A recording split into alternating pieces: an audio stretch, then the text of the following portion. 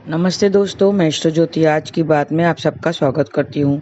आइए आज की बात कर लेते हैं। आज बड़ा ही शुभ दिन है, शुक्रवार का दिन है। शुक्रवार के दिन माँ लक्ष्मी जी की पूजा आराधना करते हैं और एक मंत्र जाप कीजिए, श्रीम ह्रीम श्रीम। ऐसा करके दिन व्यतीत करेंगे तो शुभ फल मिलेंगे। वास्तु से मैं शुरू करती हूँ, फिर आज की खास बात ले लेंगे और कृष्ण कथा में थोड़ी सी ज्ञान की बातें करेंगे। तो अंत तक बने रहिए और लाभ उठाइए। हम वास्तु की बात करते हैं। पानी के घड़े की मैंने कल बात की थी कि पानी के घड़ा किस दिशा में रखना चाहिए। आज उस दिशा में थोड़ा और आगे बढ़ते हैं कि क्या फल मिलता है। पानी से भरा हुआ मिट्टी का घड़ा उत्तर में रखना चाहिए। इससे वरुण देव का आशीर्वाद बना रहता है। आपको किसी चीज से डर नहीं लगता है, भय दूर हो जाता है और ज्यादा लाभ परिवार के मंझले बेटे को मिलता है। शरीर में सबसे ज्यादा लाभ कानों को मिलता है, तो सुनने की शक्ति वगैरह ज़्यादा अच्छी हो जाती है। तो ये थी वास्तु की बातें। अब योग और तिथि की बात कर लेते हैं। दशमी तिथि आज दोपहर 1:20 तक रहेगी, फिर एकादशी तिथि लग जाएगी। आज एकादशी तिथि वालों का श्राद्ध किया जाएगा, क्योंकि श्राद्ध मैंने बताया था पहले भी कि श्राद्ध कर्म किस वक्त, अपराह्न के वक्त किया जाता है, जो 2 से 4 बजे के बीच में होता है। इसके लिए एकादशी तिथियों का श्राद्ध किया जाएगा। वैसे कई लोग दशमी का भी श्राद्ध आज कर लेते हैं, तो अपनी श्रद्धा है, आप कर लिए। आज के दिन श्राद्ध करना बहुत ही पुण्यदायक माना जाता है। इस दिन श्राद्ध से श्राद्धकर्ता को वेदों के समान ज्ञान मिलता है, निरंतर ऐश्वर्य की प्राप्ति होती है। तो आप श्राद्ध आज जरूर कीजिए। आज देर रात 1:20 तक पुष्य नक्षत्र रहेगा। पुष्य भी एक शुभ नक्षत्र में आता है। ये सुख संपदा देने वाला माना जाता है। नए सामान की खरीदारी के लिए ये नक्षत्र बड़ा उत्तम होता है। इसका प्रतीक चिन्ह गाय के थन को माना जाता है और इसकी राशि कर्क है और इसका संबंध पीपल के पेड़ से बताया गया है। तो ये शुभ नक्षत्र है, तो पीपल के पेड़ की आज उपासना करनी चाहिए और उन्हें किसी प्रकार का नुकसान नहीं पहुंचाना चाहिए। पुष्य नक्षत्र के दौरान श्राद्ध करने से लंबी आयु की प्राप्ति भी होती है। मैंने बताया था कि कौन से नक्षत्र शुभ होते हैं। तिथि ना पता हो तो नक्षत्रों के हिसाब से भी आप श्राद्ध कर सकते हैं। कोई भी तिथि हो, लेकिन शुभ नक्षत्रों में श्राद्ध करने से उसके हिसाब मैंने फल भी बताया था, क्या फल मिलता है। इसमें लंबी आयु की प्राप्ति मिलती है। आज के श्राद्ध के दिन पीपल के पेड़ की उपासना करनी चाहिए। पीपल के पेड़ को किसी प्रकार का नुकसान नहीं पहुंचाना चाहिए और हो सके तो एक पेड़ जरूर लगाना चाहिए। आज रात 11:34 तक शिव योग रहेगा।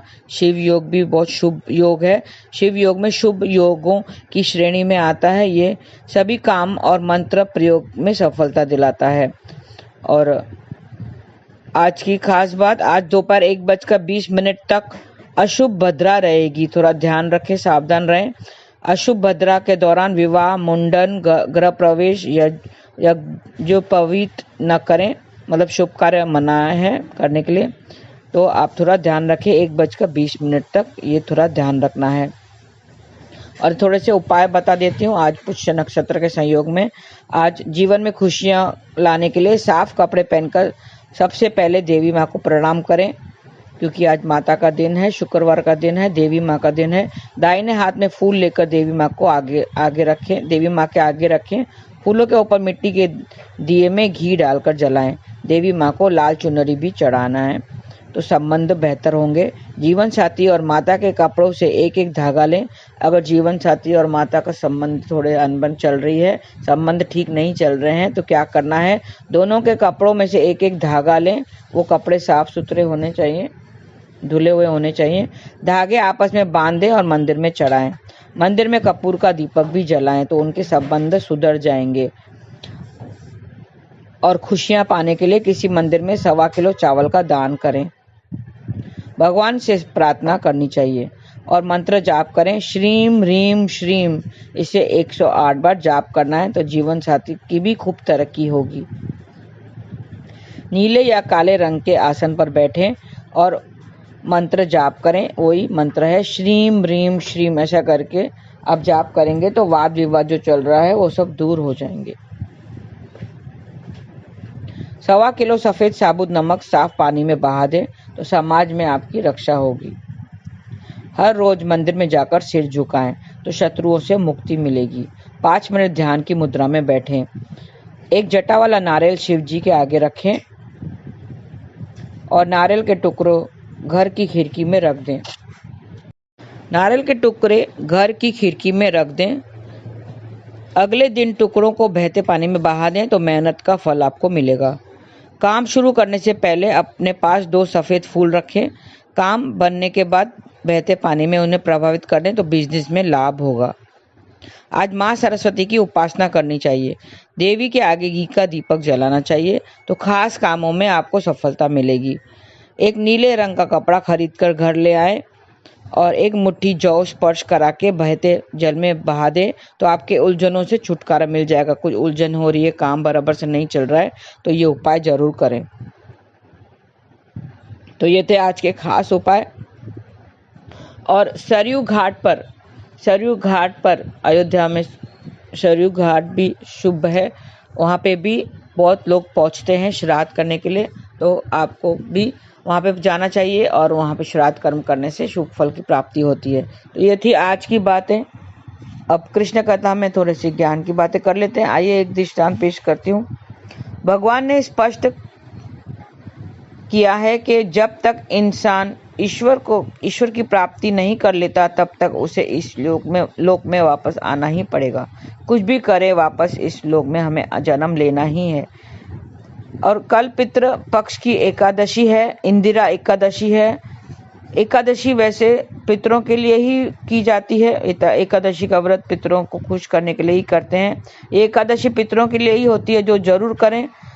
इन 15-16 दिनों में हमें पितृ की सेवा करते रहना चाहिए। कई लोग भागवत गीता का पाठ रखवाते हैं, कई भागवत पुराण करवाते हैं, सुनते हैं, तो इससे पितरों का भी तो भला होता है, लेकिन हमारा भी भला हो जाता है। तो आप जरूर कराएं और ये व्रत जरूर रखें। एकादशी का व्रत है, ये पितृपक्ष की एकादशी है, बड़ी एकादशी मानी जाती है। इसमें शुभ आपको पुण्य जरूर मिलता है। एक प्रसंग बताती हूँ, ध्यान से सुने।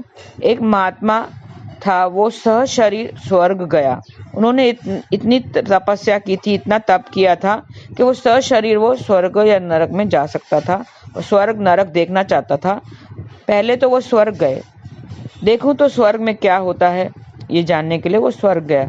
लेकिन स्वर्ग में जो वो गए तो उन्होंने देखा कि सब लोग खुश हैं, सब कोई खुश लगे पड़े हैं। जीवन ऐसा ही होता है वहाँ पर, काम तो कुछ करना नहीं पड़ता, सिर्फ सुख लेना होता है। सब सुविधाएं होती हैं, कितना भी सोना पहनो, कितनी भी सुख सुविधाएं लो, सब कुछ मिलता है फ्री में। सब लोग वहाँ बहुत खुश थे। लेकिन पृथ्वी पर उन्होंने अगर अन्नदान नहीं किया हो तो उन्हें स्वर्ग में भी वो चीज़ नहीं मिलती है। ध्यान रखना, अगर पृथ्वी पर किसी ने अन्नदान नहीं किया हो तो स्वर्ग में भी अगर वो तो उसे अन्न नहीं मिलता है। इसके लिए अन्नदान, जलदान, ये सब मनुष्य को के लिए बहुत ज़रूरी है। हम आए हैं पृथ्वी पर तो ये सब करना ही चाहिए। ये जो पितृपक्ष चल रहा है अभी, वो कितना मनुष्य को पुण्य देने वाला है। यदि वो पुण्य कर्म करे तो उसे पुण्य मिलेगा। तो महात्मा सहशरीर स्वर्ग पहुंचा तो वहाँ सब लोग खुश थे, मगर एक व्यक्ति वो रो रहा था। हाँ, स्वर्ग में भी दुख होते हैं। हाँ, स्वर्ग में कौन सा दुख होता है? स्वर्ग में कौन सा दुख होता है? यही दुख होता है कि स्वर्ग में सुख भोग कर फिर हमें पृथ्वी लोक पर जाना है, फिर हमें लौटना पड़ेगा, फिर यहाँ आना पड़ेगा। स्वर्ग से फिर रिटर्न पृथ्वी पर ही आना पड़ेगा। रिटर्न होने का ही दुख है। गीता में कृष्ण ने कहा है कि पाताल से लेकर ब्रह्मलोक तक अगर कोई चला जाए तो उसे वापस लौटना ही पड़ता है। अगर इस 14 लोक होते हैं, पाताल से लेके ऊपर ब्रह्मलोक तक 14 लोक होते हैं, तो 14 लोकों में कोई भी किधर भी चला जाए लेकिन उसे वापस यहीं लौटना ही पड़ेगा, मृत्यु लोक में वापस आना ही पड़ेगा। उसने कहा है जो मेरे लोक में आएगा उसे फिर इस संसार में वापस नहीं आना पड़ेगा। मतलब जो कृष्ण की भक्ति करेगा वो कृष्ण के पास जाएगा, कृष्ण के लोक में जाएगा, फिर उसे दोबारा इस लोक में नहीं आना होगा। 14 लोगों के ऊपर होता है कृष्ण का लोक, हमें वहां पहुंचना है, हमें कृष्ण को पाना है। एक व्यक्ति वहां वो स्वर्ग लोक में व्यक्ति रो रहा था। महात्मा ने उसे कारण पूछा कि इतना क्यों रो रहे हो? उसने कहा कि मुझे अब दूतों से पता चला है, मुझे अभी दूतों से पता चला है कि मेरे घर में एक ऐसे बालक का जन्म हुआ है जो बुरे कर्म करेगा। उसकी कुंडली इतनी बुरी है, इतनी बुरी है कि वो ऐसे ऐसे पाप करेगा, ऐसे ऐसे पाप कर्म करेगा जो अपने पितरों को भी नीचे गिरा देगा। मुझे यही बात का डर है कि जो मेरे जो बेटे बहू ने इतने कर्म किए हैं, जिसके वजह से मैं आज स्वर्ग पहुंचा हूँ, उसको उनके कर्मों के वजह से मैं आज यहाँ हूँ, लेकिन मेरे पोते, जो मेरा पोते का जन्म हुआ है, उनके कर्मों की वजह से कहीं मैं स्वर्ग से नरक न चला जाऊं। यही बस मुझे डर है, यही दुख है। ये तो है कोई व्यक्ति कर्म, कोई ये जरूर है कि कोई किसी का कर्म नहीं भोगता है, जो करता है वो ही भोगता है। लेकिन हमने भी संतान को जन्म दिया है, हमने भी संतान को जन्म दिया है, और वो अगर बुरे कर्म करती है, वो अगर बुरे कर्म करती है तो कहीं ना कहीं उनके कर्मों का प्रभाव हम पर भी पड़ता है। वंशजों जो वंशजों के कर्म कर्म कर्म कर्म बुरे कर्म कर्म कर्म उनके पूर्वजों को दुखी करते हैं, और वंशजों के अच्छे कर्म पितरों को सुखी करते हैं। इतना ध्यान रखना। इसके लिए हमें इस जो पितृ पक्ष है अभी, उसमें अच्छे कर्म करने हैं, इन दिनों अच्छे कर्म करने हैं, ताकि हमारे पूर्वज कभी दुखी ना हो। उन्हें हमारे जो भी कर्म है उनका फल उनको अर्पित कर दो। जो भी आप अच्छे कर्म करते हैं, सत्संग या कुछ सुनते हैं, भागवत पुराण का पाठ करते हैं, उनका जो भी जो कर्म है उनको अर्पित कर दो, तो ताकि वो सुखी हो जाएं।